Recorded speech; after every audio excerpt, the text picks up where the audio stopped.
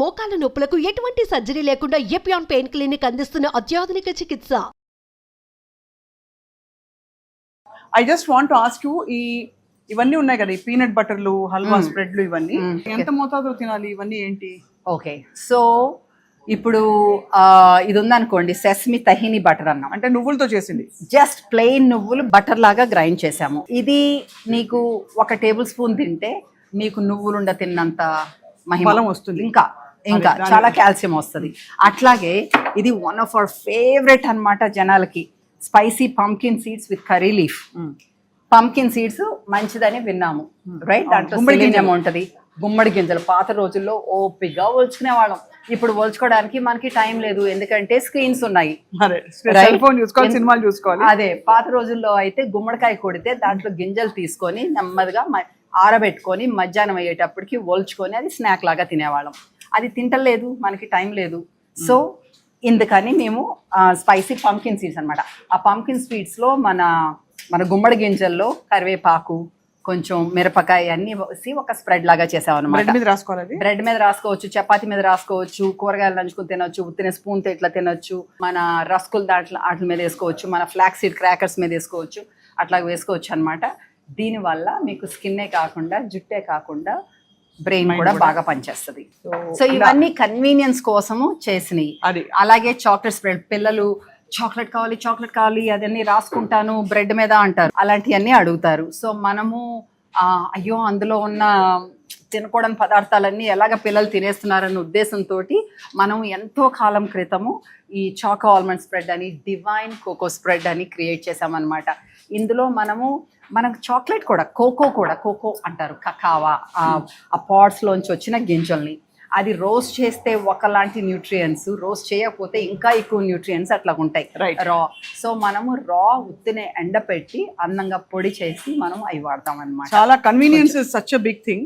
అది కూడా clean ingredients దొరకడం ఇట్స్ నాట్ ఈజీ. ఈ పొడి చూసారా? యా, ఇది హెంప్ గన్ పౌడర్. చాలా మంది ఒమేగా ఆయిల్స్ కావాలనుకుంటాం కదా, ఒమేగా ఆయిల్స్ నీకు బ్రెయిన్ హెల్త్కి అయితే, స్కిన్ హెల్త్కి అయితే ఇవన్నీ కావాలి, ఎస్పెషల్ ప్రెగ్నెంట్ ఉమెన్, ఫీటస్ హెల్త్కి ఇవన్నీ. సో ఈ హెంప్ అన్నది చియా సీడ్స్ లాగా, ఫ్లాక్స్ సీడ్స్ లాగా ఒమేగా ఆయిల్స్ ఎక్కువ ఉంటాయన్నమాట. ఉత్తినే హెంప్ తినాలంటే నాకు చేప వాసన వస్తుంది, అది వస్తుంది, ఇది వస్తుంది అని మనం తినకపోతామని చెప్పేసి మనం ఇందులో కొంచెం మన మసాలాలు, ఫ్రెష్ మసాలాలు యాడ్ చేసి పౌడర్ చేసాం. మనం అన్నంలో కానీ ఇడ్లీలో కానీ అలా నంచుకుంటాం. సో ఇక్కడ ఐ వాంట్, అంటే ఇక్కడ మనం పైకి వెళ్లే లోపు ఈ రవ్వల గురించి అడగాలి. ఈ ఇడ్లీ రవ్వని ఇప్పుడు అందరూ మిల్లెట్ రవ్వతో రీప్లేస్ చేసి మన నార్మల్ ఫుడ్ కూడా ఇంకా బాగా హెల్దీగా ఎలా తయారు చేసుకోవచ్చు అని చెప్పి, అంటే ఏదేదో ఎగ్జాటిక్ గా కాదు, హాయిగా ఇంట్లో తినే ఇడ్లీ సాంబార్. ఈ మిల్లెట్ రవ్వ గురించి చెప్పండి. జవార్ రవ్వ, మిల్లెట్ రవ్వ, ఇవన్నీ కూడా. సో ఏంటంటే మనకి అనుకున్నాం కదా ఫైబర్ ఎక్కువ ఉండాలి అనేసి. సో మిల్లెట్స్ లో ఫైబర్ ఎక్కువ ఉంటుంది, రైట్. రెండోది మిల్లెట్స్ పండించడానికి మనము తక్కువ రిసోర్సెస్ వాడుకుంటాం, సో అది ఈకో ఫ్రెండ్లీ కూడా. అవును. మూడోది దాంట్లో చాలా న్యూట్రియంట్స్ ఉంటాయి, ఫైబరే కాదు. మనం ఏమవుతుంది, లంచ్లోనూ అన్నం తిని, దోశల్లోనూ బియ్యం వేసుకొని, రైట్, అలాగే ఇడ్లీలోనూ బియ్యం వేసుకుంటే మనకి సరిపడిన ఫైబర్ మనకి అందుబాటులో లేదు. రెండోది తర్వాత మాట్లాడదాం అనుకున్నాం కానీ ఇప్పుడు అవకాశం వచ్చింది కాబట్టి చెప్తున్నాను. మీ గట్లో ఉన్నదానికి నా గట్లో ఉన్నదానికి చాలా తేడా ఉంటుంది. అవును. ఓకే, సో మనకి ఆ గట్ మైక్రోబయోమ్ని స్ట్రెంగ్తన్ చేయాలి అంటే మీకు డైవర్స్ చాలా రకాల ఫుడ్స్ ఉండాలి. నువ్వు పొద్దున్న బ్రేక్ఫాస్ట్లోనూ బియ్యం వాడి, మధ్యాహ్నం అన్నం తిని, రాత్రి ఇంకో అన్నం తింటే నీకు డైవర్సిటీ రావట్లేదు, రకరకాల ఫుడ్స్. సో అందుకని నువ్వు బ్రేక్ఫాస్ట్ అప్పుడు రాగినో, జొన్నలో, ఓదలో, అరికలో ఏదో అయి తినేసి, లంచ్ అప్పుడు బ్రౌన్ రైసో, రెడ్ రైసో, బ్లాక్ రైసో, సింగిల్ పాలిష్ రైసో ఏదో అట్లా తిని, దాంతోపాటు ఇన్ని రకాల వెరైటీలు అయి తింటే నీకు దానికి గట్కి ప్రీబయోటిక్స్ అంటారు, అది ఆ ప్రీబయోటిక్స్ అందుబాటులో ఉంటాయి. అందుకనే మనం చేసింది ఇక్కడ మనకి క్లీన్ ఇంగ్రీడియంట్స్ మన దేశంలో ఏవి దొరికితే వాటిల్ని మనము క్రియేటివ్గా మనకి టేస్టీగా ఉండేలాగా చేయాలి అన్న ప్రయత్నంతో ఈ ప్రోడక్ట్స్ అన్ని బయట. సో అందరూ అనుకుంటాము నట్స్ అసలు ఎలా తిన్నా కూడా చాలా హెల్దీ అని చెప్పి, దానికి స్పెసిఫిక్ విధానం ఉంది, దాన్ని తయారు చేసే విధానం. అండ్ శ్రీదేవి గారు, సో బేసికలీ మీరు నట్స్ని ప్రాసెస్ చేసే విధానం నాకు కొంచెం తెలుసు, బట్ అందరికీ. ఓకే, సో ఇవన్నీ మన బార్స్ అండ్ చిక్కీస్ అనమాట. మనం ఎప్పుడు తినేలాంటి చిక్కీసే, కానీ చాలా డిఫరెంట్. ఎందుకంటే ఎట్టి పరిస్థితిలో మనం గ్లూకోజ్ వాడము, ఏ విధమైన షుగర్ కానీ బెల్లం కానీ ఏం ఉండదు. బెల్లం ఉంటుంది, కొంచెం బెల్లం, ఆర్గానిక్ బెల్లం ఉంటుంది కొన్నాటిల్లో.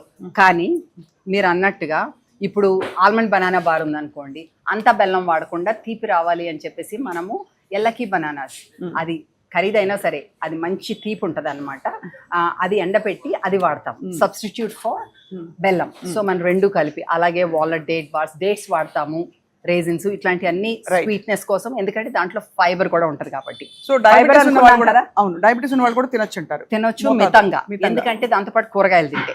అదే కానీ ఇట్లాంటివి అయితే నో ప్రాబ్లం. దీంట్లో ఒత్తి dry fruits, nuts and seeds ఉంటాయి.